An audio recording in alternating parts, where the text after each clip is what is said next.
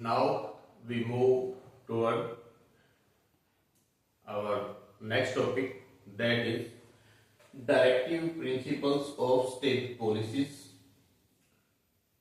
which is inserted in part 4. Start with article 36 and end with article 51. Directive principles are that principles which are the moral duty of the government. These are not justiciable, but direct state morally to adopt these principles. In Constitution, there is no provision about a partition of principles, but by seeing the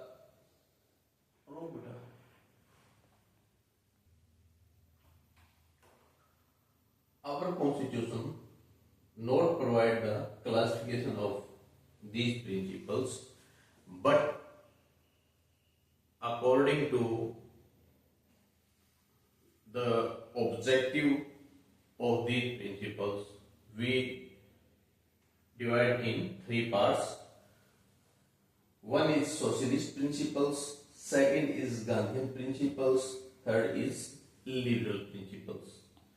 Socialist principles are that principles which work on the social values, which help to improve social state of a Indian citizen.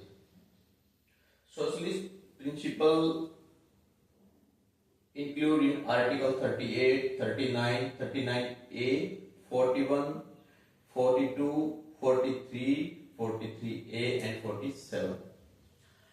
Gandhian principles are the philosophy of Gandhiji. Gandhiji want to establish a local government in villages, for example a panchayat. He want to establish small businesses or a cottage industries in villages. The Article 40, Article 43, 43B, 46, 47 and 48 show the Gandhian principles. Liberal principles are those which move person toward the modern thoughts or Western thoughts. Article 44, 45, 48, 48A, 49, 50 and 51 are the articles which show the liberal principles. Now come to the Article 36. Article 36 gives us the definition of the state. Before Article 36, we read the definition of state in Article 12.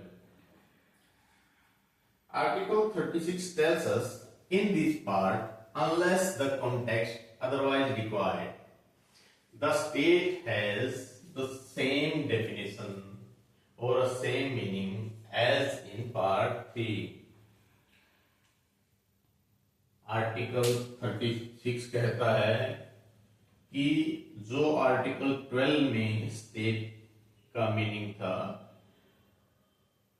Part 3 में जो state का meaning था वही article 36 part 4 में है. Now move toward Article 37. Application of principles contained in this part. How to apply these principles?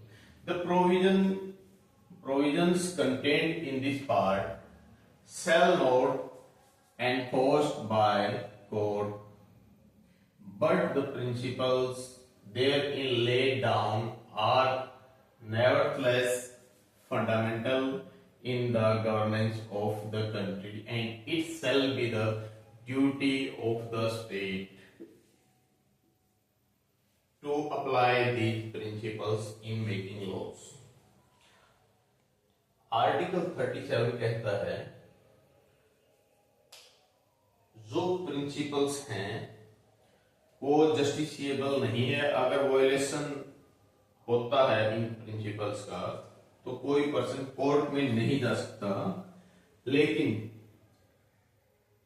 ये government की moral duty है to adopt these principle according to his economic situation. Now move toward Article 38. State to secure the social order for the promotion of welfare of the people. अनुच्छेद 38 हमें बताता है कि राज्य social order को secure करने के लिए इन प्रिंसिपल्स को प्रमोट करेगा। Article 38 close 1 the state shall strive to promote the welfare of people by securing and protecting as effectively as it may be social order in which justice, social, economic and political shall inform all the institutions of national life. Article 38 close 1 हमें state की duty के बारे में aware करता है कि Indian citizens को justice provide हो। Which type of justice? Social, economic and political in all national institutions. Article 38 clause 2 the state shall in particular strive to minimize inequalities in the income and endeavor to eliminate inequality in the status, facilities and opportunities, not only amongst the individual but also amongst group of people residing in different areas or engaged in different vocations. अनुच्छेद 38 खंड 2 state को duty देता है कि हमें economic inequalities हैं उनको कम करना है और फैसिलिटीज, अपॉर्चुनिटीज और स्टेटस को इक्वली प्रोवाइड करना है in case of individual as well as a group of people. Now article 39. Article 39 certain principles of policy to be followed by state. 39 में कुछ प्रिंसिपल्स के बारे में बताया गया है जो स्टेट को फॉलो करने चाहिए. The state shall in particular direct its policies towards securing